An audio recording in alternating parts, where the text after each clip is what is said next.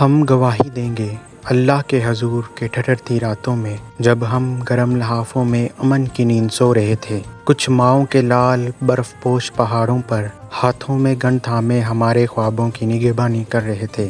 ہم گواہی دیں گے خالق کائنات کی عدالت میں کہ جب بیڑیے چار سو ہماری طرف بڑھ رہے تھے تو کچھ سہاگنوں کے سہاگ اپنا سب کچھ داؤ پر لگا کے ان بیڑیوں کا مقابلہ کر رہے تھے۔